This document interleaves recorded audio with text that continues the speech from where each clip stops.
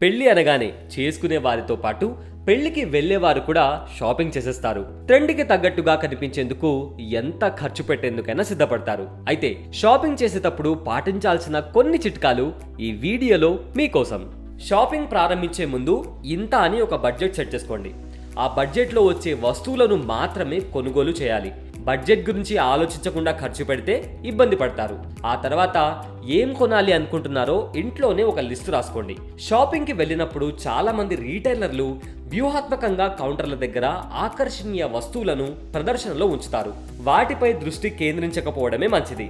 లిస్ట్లో రాసుకున్న వాటిని కొనుగోలు చేయడం వల్ల మీకు సమయంతో పాటు డబ్బు కూడా ఆదా అవుతుంది. వస్తువులను చూసిన మొదటి షాప్లోనే కొనుగోలు చేయనక్కర్లేదు.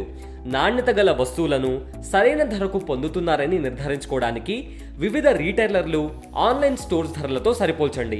ధరల విషయంలో పలు షాపులను పరిగణలోకి తీసుకోవడం మంచిది. మీ కొనుగోళ్లపై అదనపు తగ్గింపులను అందించే కూపన్స్, ప్రోమో కోడ్స్ లేదా క్యాష్ బ్యాక్ ఆఫర్ల కోసం వెతకండి.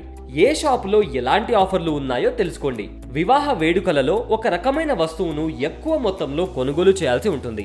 అలాంటి వాటిని హోల్సేల్ షాప్లో కొనుగోలు చేస్తే భారీగా డిస్కౌంట్స్ ఇస్తారు. ఇక చాలా మంది షాపింగ్ సమయంలో డెబిట్, క్రెడిట్ కార్డులను, యూపీఐను ఉపయోగిస్తుంటారు.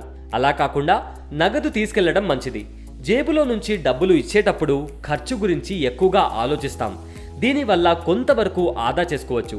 కొన్నిసార్లు వస్తువులను కొనుగోలు చేసిన తర్వాత అది మీ అవసరాలకు నచ్చకపోవచ్చు, లేదా ఆ వస్తువు డ్యామేజ్ అయి ఉండవచ్చు. కాబట్టి షాపింగ్ చేసిన స్టోర్లో రిటర్న్ లేదా ఎక్స్చేంజ్ విధానాల గురించి కూడా తెలుసుకోండి. కొన్నిసార్లు వస్తువులను కొనుగోలు చేసిన తర్వాత అది మీ అవసరాలకు నప్పకపోవచ్చు, లేదా ఆ వస్తువు డ్యామేజ్ అయి ఉండొచ్చు.